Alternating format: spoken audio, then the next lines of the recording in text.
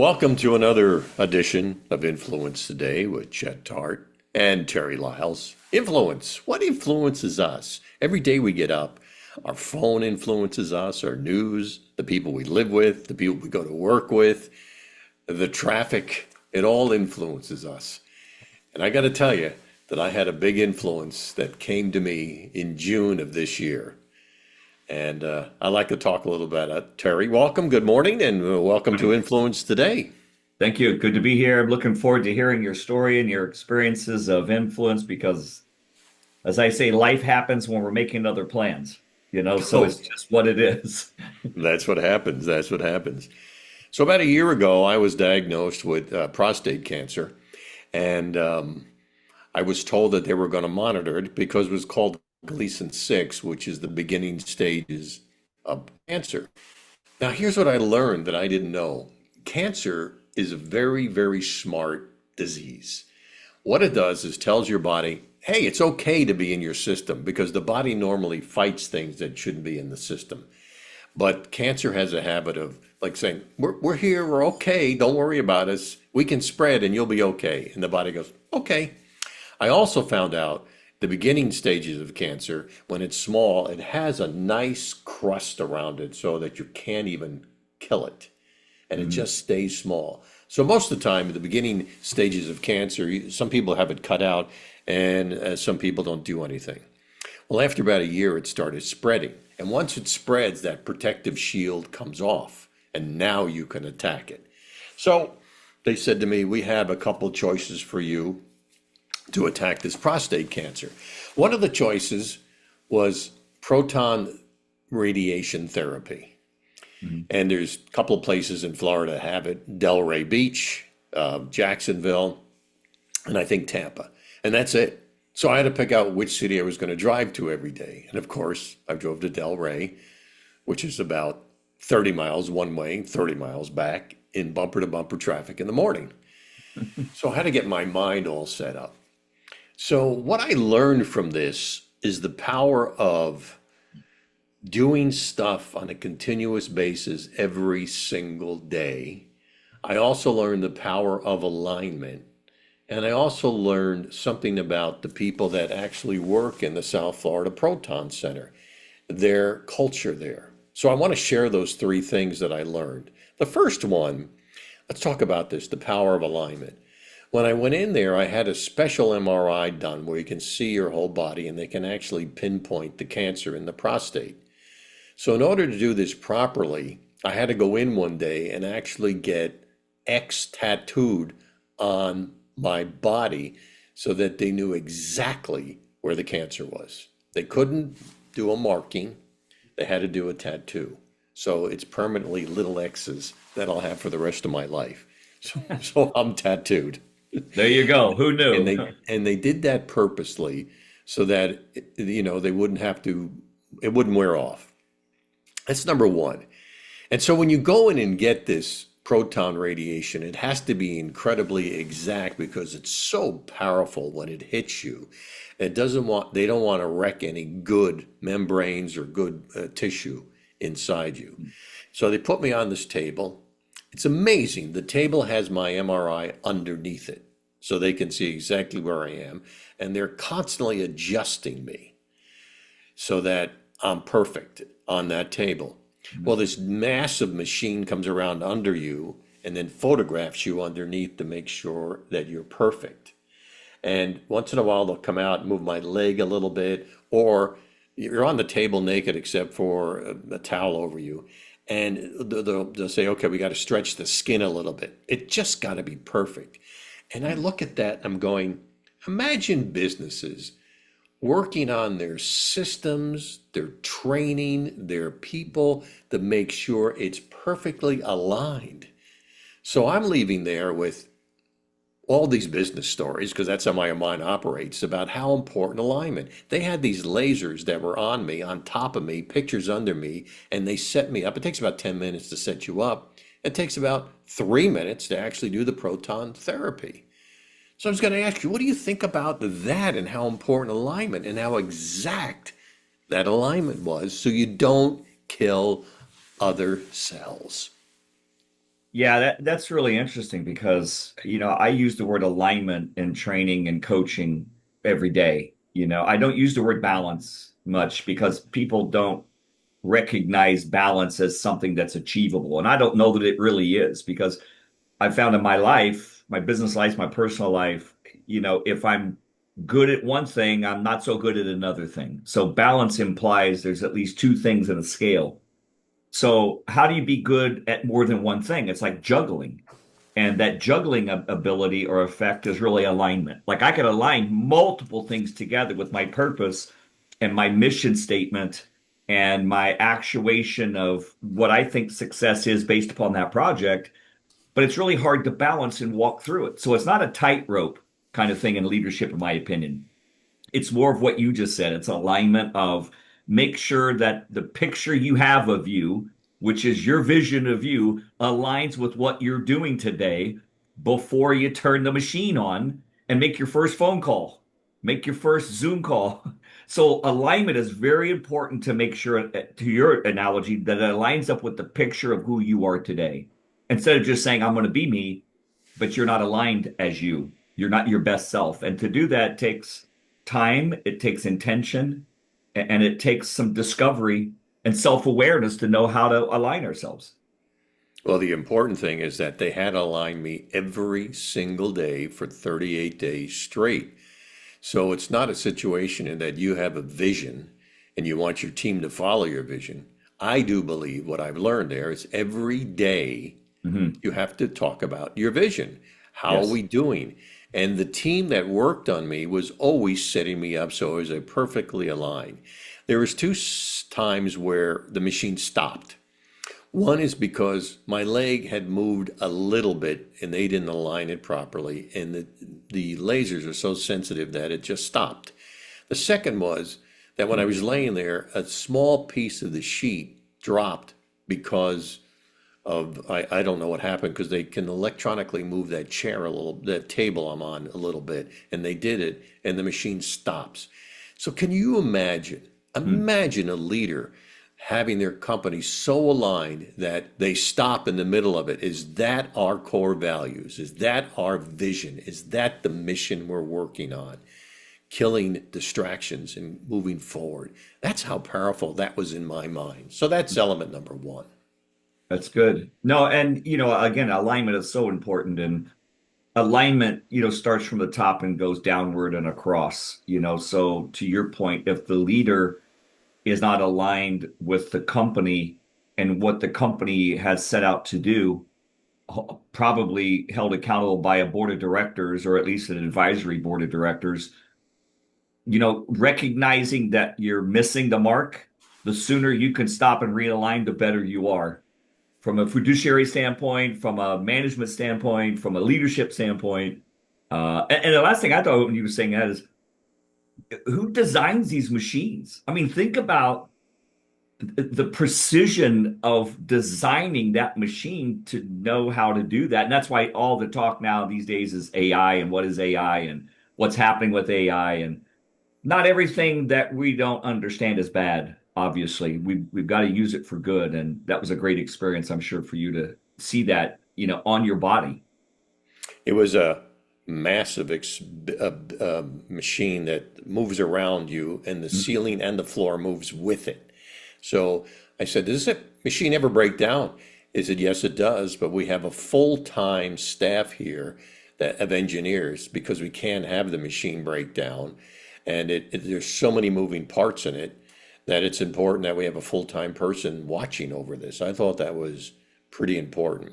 The second Mm. thing I learned was setting my mindset every day to get up, drive down there. I had to take diuretics because you have to be totally clean before you get into this machine.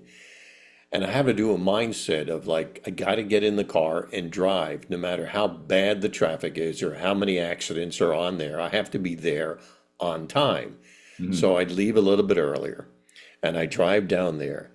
But then I realized that consistency, how important is consistency? If I had stopped this, they would have added on the end, but it wouldn't have been as powerful. So at the end, I get this report about how much protons they shot into me. the consistency and how many days I missed, because I did miss Saturday and Sunday because they were closed. And I did miss 4th of July and Labor Day because they were closed. But the importance of boring consistency Mhm. is so powerful. And I'm looking at that, I go, there's another element in business. What are Mhm. we doing consistently to move our purpose, our vision forward, and taking a look at it, looking at the systems and the processes we have? Yeah, that experience you're talking about, I liken that to the racing world, which Yeah. I have a lot of experience in. And you can miss an apex of a corner by an eighth of an inch, and it'll affect your exit and your overall speed to win or lose a race by a thousandth of a second. And I don't think the average person realizes the amount of precision that's involved, like surgically, what you're talking about in the sport or training world, like in the racing world, which is highly engineered, mechanical, aerodynamics in the car, but what I call human engineering, which is how does the driver take that piece of machinery and guide it around the track? And that's why those people are in the room with you. The machine isn't sharp enough to do it. You can't just lie on the table, the machine just do it. You needed people around you to position you for the machine to do its job. And I think that's where the teamwork really is important to your analogy. All the different teams and companies and how we all must communicate and work together. And, it takes a village within, a community, including a business, to operate at high efficiency. But I also have to bring up the point of my mindset to be consistent to do this, no Mhm. matter after, it was 38 sessions. After 20, I'm going, oh, I can't wait till this is over. I could stop, but consistency was the only way to Mhm. attack this disease. Consistency, boring, everyday consistency. Same goes with training, right? Right. Yeah. And so many times what consistency is can be boring. It's you just do it over and over and over. And I see this with performers in sport and in business, like you're mentioning that, that you'll say, "Do I have to do this exercise again?" I do it every day. Yes, you do. You Hmm. do. You have to do it over. The most mundane things, you just keep doing it again and again and again, and it seems boring, but that's where excellence is bred, is taking a big hard look and putting stock into something that seems so insignificant, but it's the foundation of your success. Doing the same thing over and over again, expecting result in a positive way. It's constantly used. Insanity is doing the same thing over and over again, expecting, the same result. It's the same way with excellence. Excellence is doing the same thing over and over again, expecting the same result. So excellence is on the other end of that stick. That's what it takes. The other thing I noticed is that at the end of my procedure, they gave me a list of side effects that I should have had. I didn't, because every morning I got up, I went to the gym, I did cardio, I did weights, I did the steam room, and then I did the cold plunge. And I Mhm. didn't have any of the side effects. And the Wow. side effects, there's a list of 16 of them. One of them is being tired, which I wasn't because I kept my full schedule of going of one-on-ones and coaching. I ran my two Vistage meetings and, I was not tired. The other one, there's a few other ones, but I kept consistent in working out and making sure I got up a half hour early so that I could get down there a half hour early.